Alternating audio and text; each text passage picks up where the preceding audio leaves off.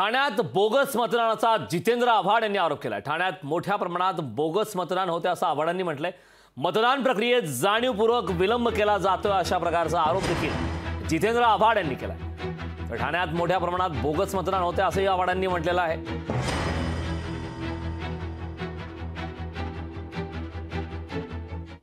Bogus मतदान जोरदार चालू आहे। शासकीय यंत्रणा हातात धरलेल्या आहेत। इलेक्शन कमिशन जर कोणाच्या हाताचं बाहुलं बनून तिथे काम करणार असेल, अधिकारी मुद्दामून वोटिंग स्लो करणार असतील, ते इलेक्शन घेऊ नका ना, रद्द करून टाका ना।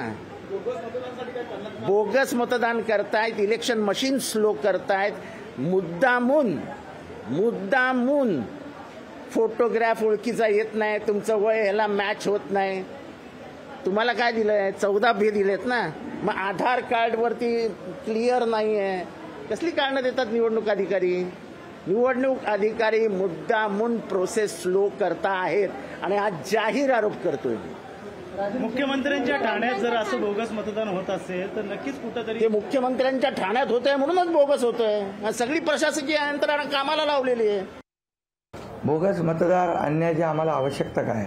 आज संपूर्ण मतदार जो आहे आज महायुतीच्या प्रेमात आहे। आज आम्ही ठाण्यामध्ये जे काम केलंय, ठाणे हा शिवसेनेचा धर्मवीर आनंदी साहेबांचा बालेकिल्ला आहे। या ठाण्यावर शिवसेना प्रमुखांनी प्रेम केलेलं आहे। या ठाण्यासाठी मी गेले अनेक वर्ष काम करतोय। ठाणे हा महायुतीचा शिवसेनेचा बालेकिल्ला आहे। त्यामुळे इथं मतदार स्वेच्छेने स्वतः आजच्या 20 तारखेची वाट पाहत होते। त्यामुळे ज्यांनी वक्तव्य केलंय त्यांनी हत्याराखाली टाकलेली आहेत। पराभवाची चाहूल त्यांना लागलेली आहे आणि जेव्हा पराभव दिसतो त्यावेळेस मग अशा प्रकारची वक्तव्य लोकांकडून ऐकू येतात। त्यामुळे कोणाच्या बोलण्याकडे मी काही लक्ष देत नाही। लोकशाही मराठी ऐका, पहा, जागरूक रहा।